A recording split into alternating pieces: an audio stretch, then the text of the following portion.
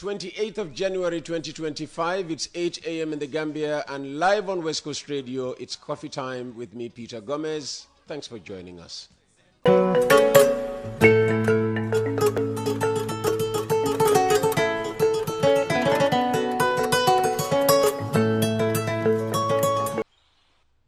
yesterday on the program, we aired an interview with Keba Samba, a Gambia College graduate with a science certificate. According to him, he's one of over 500 teachers recently graduated from the college whose absorption into the teaching profession, once taken for granted, has proved difficult to say the least. Keba told us that despite several trips to the Basic and Secondary Education Ministry as well as the Public Service Ministry, they've been waiting now for over 5 months with no sign of a breakthrough on the horizon. In fact, he claims they were told in no uncertain terms by the Personnel Management Office of the Public Service Ministry that they, as teachers, were not to be appointed into the civil service.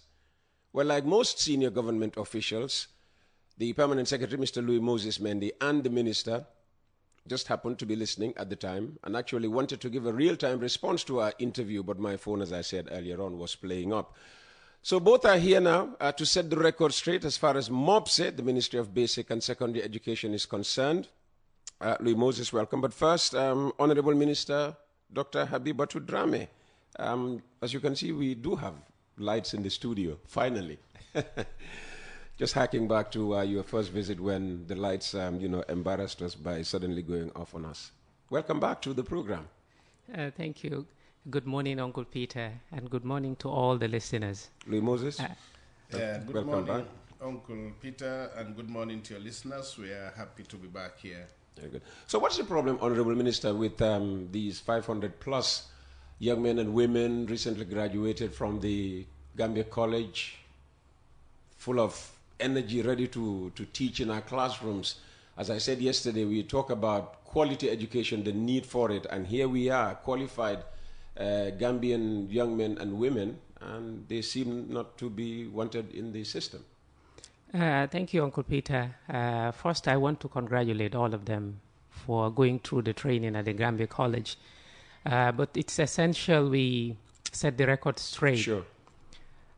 Training at the Gambia College is essential for the Ministry of Basic and Secondary Education because it prepares the teachers to take part in delivering the educational services. Of course, we work with the college, and anytime we have a need for our teachers to be trained, we send the teachers for training, and therefore we take responsibility of the teachers. Right now, we have 2 or 3 groups of teachers at the Gambia College, and I want to speak on all 3, okay, so that we set this record straight, like I said. The first set of teachers, I met them, I think, on Friday last week, at a very short notice, in fact, Thursday to be precise.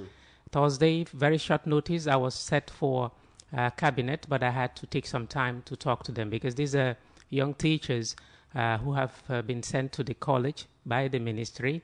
Apparently, we had some delays in paying their tuition fees, so they have not been allowed by the college. So that is something that we are trying to address with the Minister of Finance to ensure that the college fees arrears are paid to allow the students to go back to school. The other group of teachers are those ones that we send. I think we are working on their promotions, I think from grade 7 to 7.5. And that is also a matter we are really working towards addressing. And the last group are those private students who, on their own interests, go to the Gambia College to pursue higher education with the intent of coming back to teach in the education sector. As it is now, employment to the ministry would be on a need basis. It's actually on a need basis. So apparently, we have oversubscribed in some of the lower level appointments. So we're working on some promotions, and once those are done, maybe some people, including the private students who go to the college for higher education, may have chance to get employment at the ministry. Just to say that employment at the ministry is on a need basis. And if it is for those students or teachers that we send, Of course, these are people that we send, therefore we have spaces to accommodate them once they complete their training. But if you're a private student at the Gambia College, it is not automatic that you get employment at the ministry. We will do our best to create opportunities for the young people, but as it is now, it will be on a need basis. We want the ministry to be performance driven, and even then, we will subject those new students to some rigorous assessment to ensure that the best get into the system. So that's just to So clear. these 500 plus students, new graduates from the Gambia College, are they private? Were they privately sponsored? I mean, what I want to make very clear, if these are students that the ministry sent, let them be assured that they will come back to the system, because then we have done the groundworks to know these are teachers that we need in the sector. But if you are not sent by the ministry, if you have gone to receive this training on your own interests or for your own, then you have to realize that the appointment is not automatic. Yes, it will be on a need basis. Okay. If we need you, we can end up appointing you. So even if some of them were sent by the ministry, it's okay to wait 5 months plus? You know, the ministry is what, doing due diligence or whatever? No, if you're sent by the ministry, normally we even pay your fees. Even at that, you have to be subjected to some assessment before we can appoint you. So if you pass the process, the assessment, then you receive appointment. If you don't pass the process, it means you have to wait until you are able to pass that rigorous process. This may not be a question to ask the Honorable Minister Lee Moses, as PSU preceded her to the ministry. You've been there, much longer, serving various other ministers. When Keba and the other 500 plus students claim that they've been going back and forth with the ministry, have they been meeting you in particular? Who have they been talking to? Thank you very much, Uncle Peter, for the question. Prior to answering the question, before I do that, let me just add to what the Honorable Minister has said. There are three groups. We have private students who went to the college on their own, because now the college is fee-paying, and therefore we do not have control over who goes to the college. However, we have control over who comes to our school. There is this issue of quality education that the country has been talking about for a while. So what the ministry has started doing in the recent years is to conduct what we call competency tests. And this we subject people who have gone to the college and are certified by the college to take those exams or assessment for them to be able to come into the educational system. Before, anyone that goes to the college and gets qualified or certificated, you have entrance into the teaching field. But that is not the case now.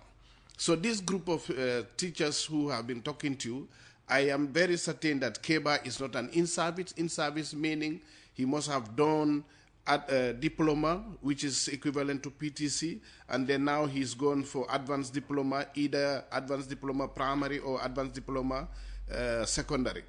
So I'm very certain that Keba and the group he's talking about, they do not fall within the in-service. In-service are those that are already teaching with us, and once we send them, like the Honorable Minister says, we pay their fees, and they are all in the system as we talk. No one of them is out of the system, because they are paid salaries. Even while they were in college, they are paid salaries. What has happened to that group is, like the Honorable Minister has said, is to regularize their status. Having completed, they should now be moved from grade 6 point, any point that they were, to grade 7.5 for having done a certificate before. So this group does not actually exist as the number is saying, because we need to distinguish the two groups. I thought 500 is a very large number. Huh? It's possible that the entire advanced diploma team is 500. But out of that 500, some of them would have been in service. In service meaning our own teachers. Those teachers are already being paid salary. Even while they were on studies, they are paid salary. So the only challenge they have is the increment they should now see reflected in their pay grade. But apart from that, nothing of that nature is happening. But, Honorable Minister, if we were to give meaning to our yearning for quality education, all right, you just assume that any person that comes out of the Gambia College would be industry ready, that they have been prepared to go into the teaching profession and be an effective teacher. Yes, that is what I expect, but that is not the case. Yes, that is not the case, because I was privy to an assessment report, and I saw that a whole lot couldn't pass the assessment that was conducted. So, like I said, I have engaged colleagues, and we will emphasize on that, because now the way forward is to ensure that whoever comes to the field is ready, prepared enough to complement what we have in place to enhance quality. I must say, when Keba spoke to us, he mentioned forms they were asked to pick up, fill, and return. Could these have been the forms to evaluate them? Not too sure about that, but I have I have come across applications. It's just normal. Okay. You complete a training and you apply for employment. I have seen several of that. Like I said, if we don't need the appointments now, there is no way we can proceed with the appointments. When might they be needed again? At the start of another academic year? We are working. Like I said, when I came in, it has been overwhelming. There are a lot of things happening, and now we want to take charge of the manpower in particular. We want to be in control. I think currently the issues we are having is the distributions. We have not been able to do the distributions well, but we have enough teachers in this sector. Based on the records that I have seen, teacher-staff-student ratio is not more than 45. So to me, that's reasonable as a start.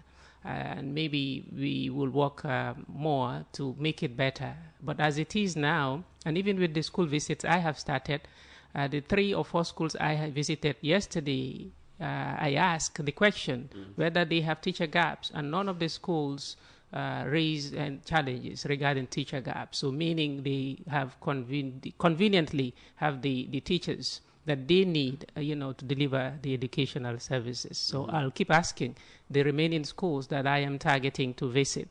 So I know Keba is concerned, even I am concerned. We are all we are all interested in national development, and we want everyone to take part. The reason why I'm here to clarify to Keba that it is not the case that we don't want to appoint them. The matter we have at hand is to ensure that now our processes are more performance-driven than just getting the numbers. One thing we spoke about, the first time you were here, pertained to the distribution of textbooks. There's a headline in the Standard today that says, authors allege school principals are undermining book printing contract. What's going on with that? I mean, is there any problem, Lee Moses, with the textbook project? No, there are 2 types of textbooks. Two types. The first is the textbooks from grade 1 to grade 9. Yes. And then the textbooks from grade 10 to grade 12. Now, the one that is being referred to here are those for grade 10s to 12. Those are the books that were given to the GPPC for printing, where the authors of the books, most of them are Gambians or people teaching in Gambian schools. Now, what has happened is there has been a change in the process of getting these textbooks into the schools. Previously, the textbooks were purchased through the SIG by the principals. What has been done recently through the Minister of Finance is to say that we will now give the printing of the textbooks to GPPC so that they print the textbooks and distribute them to the schools. But that printing has been done, and the books have been sent into the schools. As per our last engagement with GPPC, there were only 4 of the books that were needed, that were outstanding. However, 3 of the 4 were already printed and they were lying in their stores, in which we gave instructions for those books to be delivered to the regional office as per the dictates of the contract that was signed between GPPC and the ministry. So I don't actually not too sure what they are referring to as principles undermining the distribution or the printing of these books. I'm sure you get a copy of the Standard every morning, so you'll be able to read the full details of the story later on. I just flashed the headline. Well, I suppose, Honorable Minister, your colleague is probably in the building already to start at 8:30. So you've told us that there's a lot of things going on, and we would really want to have you back here to extend the conversation on education. Right now, what is the most important thing you're working on? Why? And what assurance can you give Gambian parents about the education of their children? So right now, the most important is to engage all the stakeholders, which we have extended now to include the schools and to other regional offices that I have not been to. And the essence is to, emphasize on commitment. I think that's something that we have lacking in the sector. We have seasoned educationists. We have a lot of manpower. So what now we should emphasize on is commitment, which I have started doing. So with the regional offices, they have complained about challenges of transportation, but it's made very clear, in life you make use of what you have available at your disposal.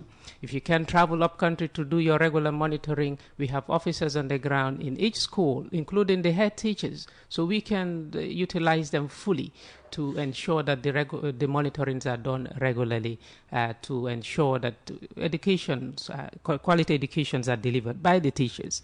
Issues of ghost workers, we can handle this very easily through the head teachers. Every head teacher knows their staff. Absolutely. They know their staff complement. They know who is coming, who is not coming. It's just a matter of, again, being committed to reporting as soon as those incidences happen at the school level. Mm-hmm. We will engage the parents because they need to complement. Community need to complement this sector in its drive to ensure, our kids receive the education that they require. So all the key stakeholders right now have been engaged because that's the way out. I cannot do it alone. The PS cannot do it alone. So we need everybody to be on the table. All hands need to be on deck to ensure that we deliver the services that we are expected as a ministry and the mandate. We are expected to deliver the mandate, and hopefully I am very excited. I feel the people will join us because we will leave no stone unturned. Mm-hmm. Yeah. Thank you, Honorable Minister, for the surprise visit. Mr. Louis Moses Mendy, the Permanent Secretary. Thank you very much for your time this morning. It's coffee time with Peter Gomez. Another break, and hopefully the Minister of Justice is already in the building.